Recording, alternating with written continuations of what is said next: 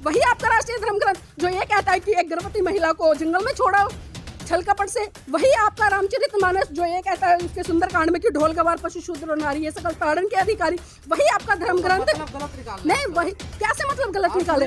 ये तो तमाम तुलसीदास ने भी अपनी रामचरितमानस में लिखा है। गीता प्रेस है, उसकी तमाम ऐसी पुस्तकें हैं जिसमें किसी से कहे कि गोबर खा ले ठीक हो जाएगा, खा लेगा वो। आप किसी से कहे गौमूत्र पी लीजिए, कितने लोग खा रहे हैं? भाजपा के कितने लोग खा रहे हैं? आरएसएस के कितने लोग खा रहे हैं? हिंदू लोग कितने खा रहे हैं? क्यों ही अस्पतालों में धक्के खाते? क्यों नहीं गाय का गौमूत्र पी लेते? क्यों नहीं गाय का गोबर खा लेते? अगर इनको इतना ही विश्वास है उन पर तो मैं कहती हूँ एक बार शुरुआत करिए, लोगों के सामने उदाहरण दीजिए ताकि भारत फिर से एक बार विश्व गुरु के रूप में।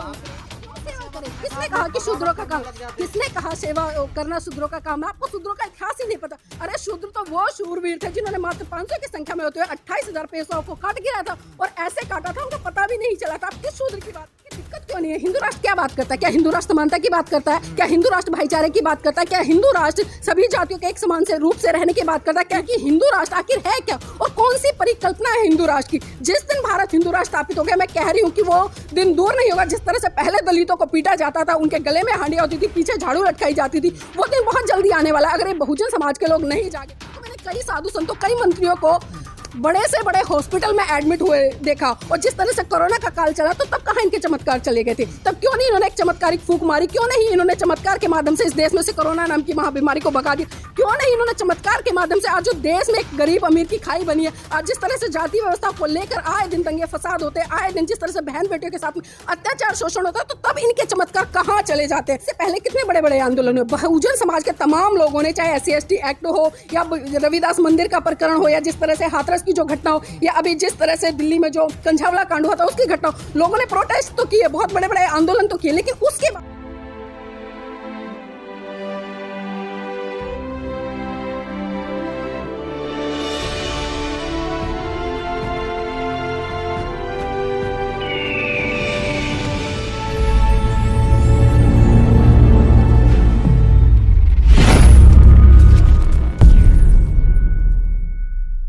से जो घटना को अंजाम दिया गया है, इससे साफ साफ परिलक्षित होता है कि इन लोगों की मानसिकता क्या है। और जिस तरह से अभी धीरेन्द्र शास्त्री के भाई ने जिस घटना को अंजाम दिया, सबसे पहले तो उसको शर्म आनी चाहिए, क्योंकि एक मनुष्य होकर एक मनुष्य के विवाह में बाधा डाल रहा है। किस तरह की मानसिकता है? और ये मानसिकता वही मानसिकता है जो ब्राह्मणों ने मनुवादी व्यवस्था के तहत जो इनके मनुस्मृति जैसे धर्म ग्रंथ थे उनमें लिखकर स्थापित कर दी थी, और उन्हीं व्यवस्था को स्थापित करने के लिए ये लोग लगातार लगे हुए हैं। लेकिन मैं यहाँ पर शासन और प्रशासन से भी अपील करना चाहती हूँ, क्योंकि हमने देखा है कि इस तरह की जो घटनाएं होती है, चाहे हाई कास्ट से आने वाला कोई भी व्यक्ति कितनी भी बड़ी घटना को अंजाम देता है, लेकिन शासन प्रशासन उस पर आंख बंद करके, मुंह बंद करके और कान बंद करके बैठ जाता है। तो यहाँ पर ईमानदारी से शासन प्रशासन को भी अपना काम करना चाहिए। और SC/ST एक्ट के तहत उस पर FIR तो दर्ज हो गई है, लेकिन अब जरूरत है कि उस FIR के दर्ज होने के बाद वो कितनी जल्दी अरेस्ट होता है, क्योंकि हम देख रहे हैं कि कम से कम 70 घंटे बीत चुके हैं, लेकिन अभी तक धीरेन्द्र शास्त्री के भाई का कोई अता पता नहीं है। जरा इस बार गलत पंगा ले लिया धीरेन्द्र शास्त्री के परिवार वाले। देखिए बिल्कुल गलत पंगा लिया है, क्योंकि अब से पहले हमने देखा है कि धीरेन्द्र शास्त्री ने तमाम समाज के लोगों को गालियां दी है, लेकिन जिस तरह से अभी उन्होंने बहुजन समाज के उस इतिहासशाली गौरवशाली लोगों से पंगा लिया है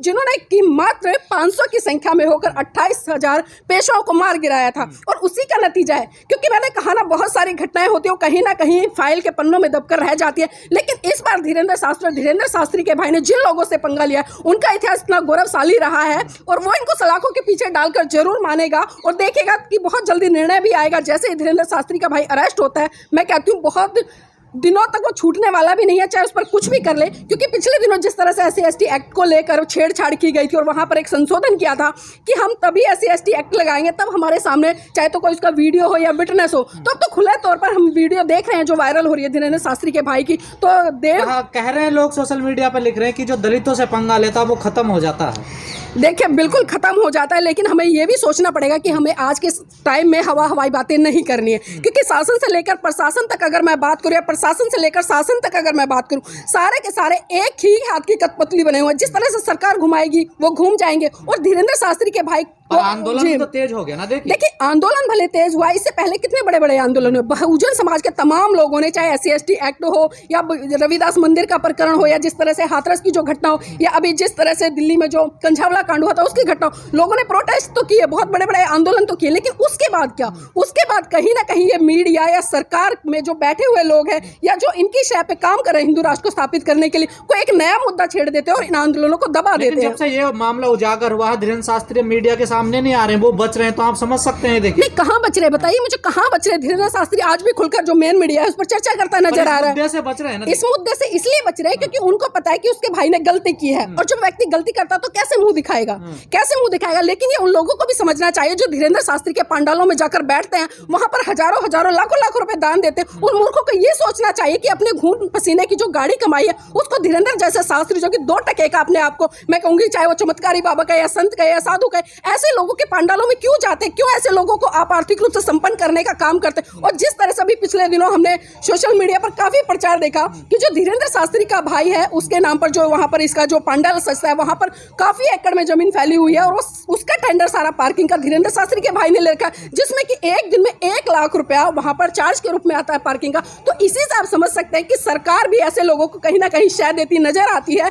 तो इसी पर जो धीरेन्द्र शास्त्री के भाई ने किया है तो बहुत ही मुश्किल है कि वो इस पर खुलकर बोले, और बोलेगा भी नहीं। तो हिंदू राष्ट्र की बात करता धीरेन्द्र शास्त्री, यही होगा, उसके भाई यही करेगा, उसका परिवार यही करेगा हिंदू राष्ट्र में। देखिए, हिंदू राष्ट्र, मैंने कहा ना, हिंदू राष्ट्र, ये कौन से राष्ट्र की बात करते हैं? क्योंकि हम अक्सर सुनते आए हैं और ये लोग लगातार आंदोलन करते हैं। और अभी पिछले दिनों जिस तरह से बिहार में शिक्षा मंत्री जी ने एक बयान दिया, उसके बाद स्वामी प्रसाद मौर्य ने दिया, उससे पहले राजेंद्र पाल गौतम जी ने 5 अक्टूबर को 22 प्रतिज्ञाएं ली थी। और जिस तरह से ये हिंदू लोग जो कि अपने आप को तथाकथित हिंदू कहते हैं, हिंदू है नहीं। पहली बात तो हिंदू शब्द की हमें डेफिनेशन को समझना पड़ेगा। ये एक फारसी का शब्द है जिसका मतलब होता है गाली, लेकिन ये लोग पता नहीं अपने आप को क्यों गाली देकर मतलब अपने आप को संबोधित करते हैं और लगातार कहते हैं कि हम हिंदू राष्ट्र की स्थापना करेंगे और भारत को हिंदू राष्ट्र बनाएंगे। दूसरी तरफ ये लोग ये भी कहते नजर आते हैं कि जो हिंदू राष्ट्र है वो खतरे में है। तो ये 2 तरफा बातें करते हैं, एक तरफ तो हिंदू राष्ट्र की बात करते हैं बनाने के लिए, और दूसरी तरफ कहते हैं कि भारत हिंदू राष्ट्र है। तो आप इनकी दोहरी मानसिकता से ही समझ सकते हैं कि ये लोग आखिर क्या चाह रहे हैं और क्या करना चाहते हैं। धीरेन्द्र शास्त्री के भाई की दादागिरी चलती है क्या? वहाँ तमंचा दिखा रहा, गाली दे रहा, गंदी गंदी देखिए, अगर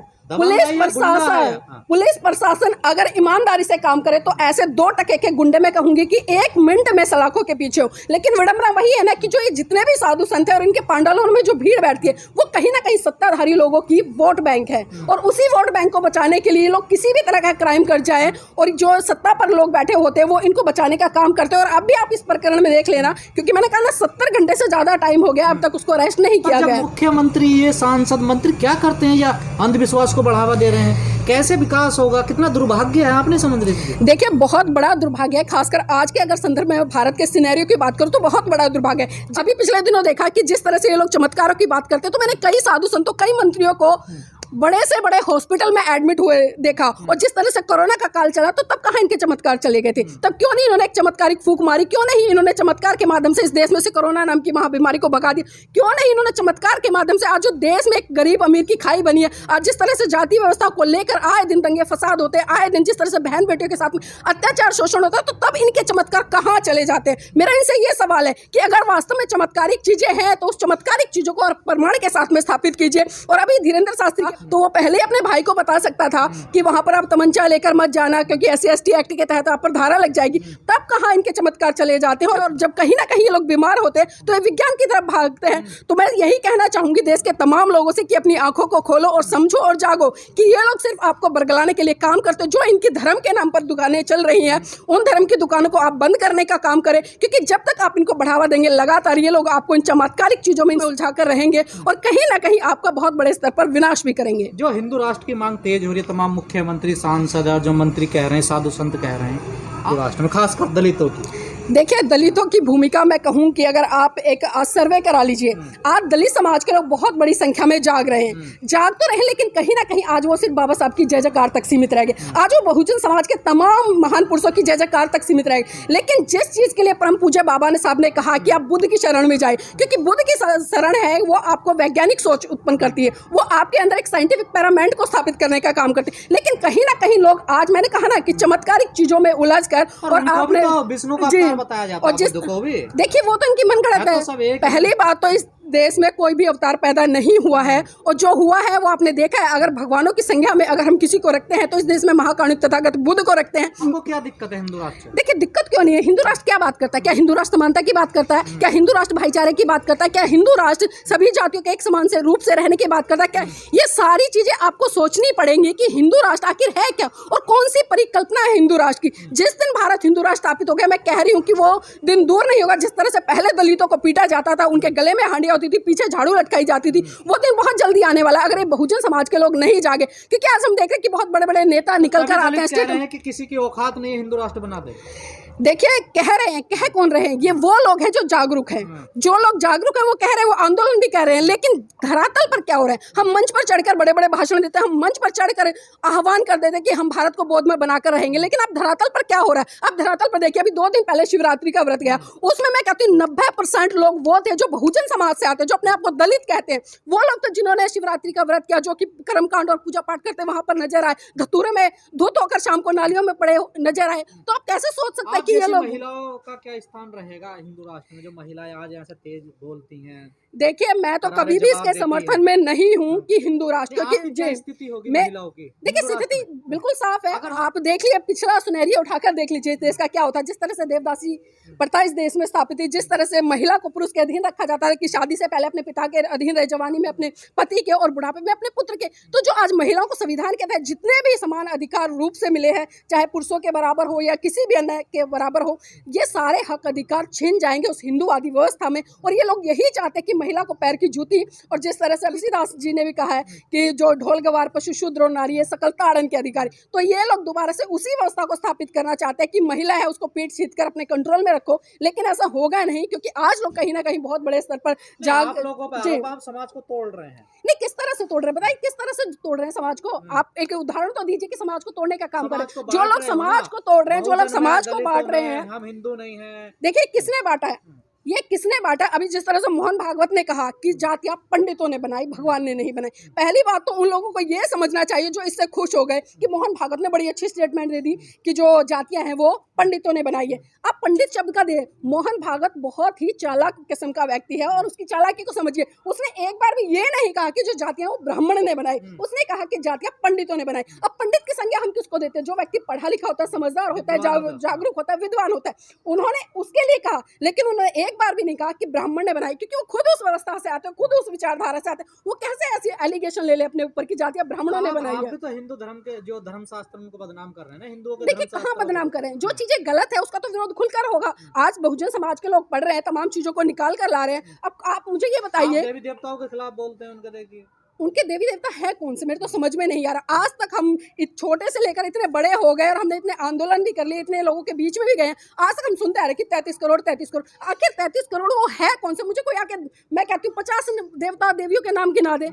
जो 33 करोड़ है उनकी तो बात देखिए। आप उनकी भावनाओं से खेलते देखिए इनकी भावना का तो कोई लेना देना नहीं है। आप सही बात कह दो, इनकी भावनाएं तुरंत आहत हो जाएंगी। आप विज्ञान से जुड़ी हुई बातें कह दो, इनकी भावना आहत हो जाएंगी। आप किसी भी तरह की ऐसी बात कह दो जो तथ्य पर आधारित है, तो इन लोगों की भावनाएं आहत हो जाएंगी। इसमें हमारी गलती नहीं है। अगर इनको इतना ही भावनाओं का डर है तो अपनी भावनाओं को संभाल कर रखें और सोचे समझे कि आखिर वो क्या करें। जो संविधान तो सबको देता है ना, देखिए आजादी, अपनी भावनाओं, देखिए आजादी देता है, लेकिन संविधान ये भी कहता है कि आप किसी भी गलत चीज का प्रचार मत कीजिए किसी भी तरह। जिस तरह से अभी मैंने शिवलिंग का उदाहरण दिया और बताया कि बहुजन समाज के तमाम लोगों ने, अब जो शिवलिंग है आखिर उसका एक शाब्दिक अर्थ हम निकाले तो क्या है? क्या है? अगर आपको कोई अन्य पुरुष आपके घर की महिला को छोड़ दे तो आप क्या करेंगे? मैं कहती हूँ 2 मिनट में मारकाट हो जाएगी, 2 मिनट में जेल थाने हो जाएंगे। लेकिन वहीं दूसरी तरफ इस तरह के जो पाखंडवादी जो त्योहार है मनुवादी लोगों ने गढ़ दिए हैं, जो महिलाएं मंदिरों में जाती है तो क्या करती हैं? क्या करती हैं? वो शिवलिंग की पूजा करती है। अब उन मूर्खों से पूछे कि आखिर किसकी पूजा करिए और क्यों पूजा करिए और इनसे मिलेगा क्या? और अभी जिस तरह से आपने बहुत अच्छा मुद्दा उठाया, क्योंकि यहाँ पर मैं अपने दर्शकों को बताना चाहूंगी, मैं ये जो शिवरात्रि का व्रत है इसको लेकर एक कथा चल रही थी देवकी नंदन ठाकुर की। वो कह रहा है कि जो शिव के लिंग पर दूध चढ़ाएगा तो उसको बच्चों की प्राप्ति हो जाएगी और उसके घर में धन संपदा आएगी। अब इस मूर्ख से ये पूछो क्या मतलब बच्चे सिर्फ खाली शिवलिंग पे घी चढ़ाने से पैदा हो जाएंगे या घर में धन संपदा खाली उस पर घी चढ़ाने से हो जाएगी? मैं इस मूर्ख से पूछना चाहती हूँ कि पहले तो ये उदाहरण आकर दे कि कितने शिवलिंग पर चढ़ाने से घर में बच्चे पैदा हुए हैं। कितने लोग ऐसे हैं जो इसके शिवलिंग पर दूध या घी या जो भी शूद्र हैं तो सेवा करिए ना। शूद्रों नहीं, का क्यों काम है सेवा करें? करने का, किसने आप कहा लोग कि शूद्रों का बगावत काम? करने लग जाते हैं। किसने कहा सेवा करना शूद्रों का काम है? आपको शूद्रों का इतिहास ही नहीं पता। अरे शूद्र तो वो शूरवीर थे जिन्होंने मात्र 500 की संख्या में होते हुए 28,000 पेशवाओं को काट गिरा था और ऐसे काटा था उनका पता भी नहीं चला था। आप किस शूद्र की बात करें? देश के साथ कैसे गद्दारी की? आज ये देश अगर स्थापित है ना, आज ये देश स्थापित है ना, तो उन बहुजन शूरवीर योद्धाओं के तहत ही स्थापित है जिनको आप शूद्र कहने का काम करें। शूद्र का इतिहास पढ़िए।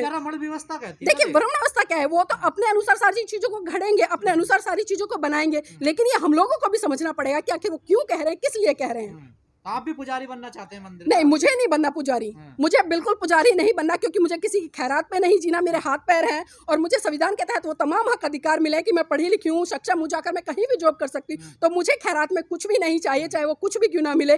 तो ये जो भीख है, ये खैरात है, मंदिर में बैठकर इन पुजारियों को ही मुबारक, इन ब्राह्मणों को ही मुबारक। विरोध क्यों करते हो फिर आप लोग? देखिए विरोध करें, गलत चीजों का किसने विरोध नहीं किया? जब गलत चीजें होती है तो इन्होंने विरोध नहीं किया। बाबा साहब ने विरोध नहीं किया, साहब काशीराम ने विरोध नहीं किया, ज्योतिबा फुले ने विरोध नहीं किया, सावित्रीबाई फुले ने विरोध नहीं किया। जब जब देश में गलत चीजें घटी हैं, इस देश के लोगों ने उनका खुलकर विरोध किया है। आपको धीरेन्द्र शास्त्री के दरबार में जाना चाहिए, वहां पर देखिए कि आज जब विज्ञान का दौर है तो वो चमत्कारों की बात करते हैं। आज जब विज्ञान का दौर है तो वो लोगों को पाखंडवाद में धकेलने की बात करते हैं। जब आज विज्ञान का दौर है तो कहीं ना कहीं वो जो गौमूत्र या गाय के पेशाब में लोगों को नहलाने धुलाने की बात करते हैं, उनसे बीमारियों को भगाने की बात करते हैं। ये परंपरा है भारत की। ये कैसी परंपरा है? कैसी परंपरा है? आप ये बताइए मुझे, आप किसी से कहे कि गोबर खा ले ठीक हो जाएगा, खा लेगा वो? आप किसी से कहे गौमूत्र पी लीजिए, कितने लोग खा रहे हैं? भाजपा के कितने लोग खा रहे हैं? आरएसएस के कितने लोग खा रहे हैं? हिंदू लोग कितने खा रहे हैं? क्यों ये अस्पतालों में धक्के खाते हैं? क्यों नहीं गाय का गौमूत्र पी लेते? क्यों नहीं गाय का गोबर खा लेते? अगर इनको इतना ही विश्वास है उन पर, तो मैं कहती हूँ एक बार शुरुआत करिए, लोगों के सामने उदाहरण दीजिए, ताकि भारत फिर से एक बार विश्व गुरु के रूप में उभरे। देखिए मैं भावनाएं नहीं भड़का रही हूँ, मैं सच कह रही हूँ। इन लोगों को इस तरह की बातें कर देना बंद कर देना चाहिए। देखिए मुझे किसी का डर नहीं लगता, मैं प्रमाण के साथ में बात करती हूँ। मैंने कहा ना, अगर कोई व्यक्ति बीमार है, आप गोबर खिलाकर उसको ठीक करके दिखा दो। मैं कहती हूँ विश्व स्तर पर आपको पता नहीं कितने बड़े बड़े वाले भूत निकाल देते हैं। भूत नाम की तो कोई चीज होती नहीं है, और ये अपने ही बीच में से 10-20 लोग इकट्ठे करते हैं, जिसको कि आम जो पब्लिक है बेचारी निर्दोष है, मासूम, जिसको कुछ समझ नहीं आता, उसको सिर्फ उसकी जेब से पैसा निकालने के लिए ना समझ अनपढ़ आप लोगों को बता रहे हैं वो। ये आप कैसे वो कर रहे हैं और वो कैसे तुलना कर रहे हैं कि कौन अनपढ़ है, कौन समझदार है या कौन ना समझ है? देखिए धीरेन्द्र शास्त्री जैसे लोग बहुत आते हैं, क्योंकि हमने देखा है कि जब कहीं ना कहीं सत्ता में परिवर्तन आता है तो बहुत सारे साधु संत आबा बाबा चेंज होते रहते हैं। इससे पहले आपने राम रहीम को भी देखा होगा, आसाराम बाबू को भी देखा होगा, और भी तमाम ऐसे बाबा रहे जो आज सलाखों के पीछे डल रहे हैं। और अभी राष्ट्रीय ग्रंथ किस आधार पे करना चाहिए? किस आधार? मैं वही कह रही हूँ, किस आधार पर धीरेन्द्र शास्त्री जी कर देना चाहिए? और आपके रामचरितमानस में ऐसी क्या चीजें लिखी हैं कि उसको राष्ट्रीय धर्म ग्रंथ हो? वही आपका राष्ट्रीय धर्म ग्रंथ जो ये कहता है कि एक गर्भवती महिला को जंगल में छोड़ो छल कपट से, वही आपका रामचरितमानस जो ये कहता है उसके सुंदरकांड में कि ढोल गवार पशु शूद्र और नारी ये सकल ताड़न के अधिकारी, वही आपका धर्म ग्रंथ नहीं। वही कैसे मतलब गलत निकाले? ये तो तमाम तुलसीदास ने भी अपनी रामचरितमानस में लिखा है। गीता प्रेस है, उसकी तमाम ऐसी पुस्तकें हैं जिसमें ये अर्थ लिखा है। आप पुस्तकों में पढ़ लीजिए, जितना भी कॉलेज काल था वो दूसरा समय तो ये कौन सा काल है? समय अब सही आया है। अब बहुजन समाज के लोगों ने पढ़ना शुरू कर दिया, सवाल खड़ा करना शुरू कर दिया, और आज बहुजन समाज के तमाम लोग जान रहे हैं, समझ रहे हैं। बिल्कुल बैन कराएंगे। अभी देखा नहीं आपने कितने बड़े स्तर पर क्रांति हो रही है? और ये धर्म ग्रंथ जितने भी इनमें गलत चीजें हैं, ये सारी चीजें बाहर निकल कर रहेंगी और नहीं लिखेगी तो दिन दहाड़े ये फिर से जलेंगी, जिस तरह से मनुस्मृति जली। तोड़ दिया। किस तरह से तोड़ दिया हिंदू को? हिंदू है ही नहीं तो टूटेंगे कहां से? अब फिर बार बार कहते हैं मैं, किसने कहा हिंदू? मैं हिंदू नहीं हूँ। हिंदू अगर मैं अपने आप को कहती हूँ तो मैं अपने आप को गाली दे रही हूँ। मैं हिंदू नहीं हूँ। मैं आपको बता दूं, मैं सबसे पहले इंसान हूँ और उसके बाद मैं भारतीय हूँ। और जो भी ये धर्म या हिंदू सिख ईसाई में सबको बांटा, वो हिंदू है ऐसा कहना है इन लोगों का। देखिए इनका कहना तो पता नहीं क्या क्या है। मैं क्या कहूँ, लोग फिर से इनकी भावनाएं याद हो जाएंगी, तो इसलिए छोड़ दीजिएगा कि ये क्या सोचते और ये क्या कहते हैं। अगर इन पर हमने चर्चा शुरू कर दी तो फिर से इनकी भावनाएं याद होंगी और फिर से ये हल्ला गुल्ला करेंगे, तो इस विषय को यहीं पर छोड़ दे तो अच्छा रहेगा।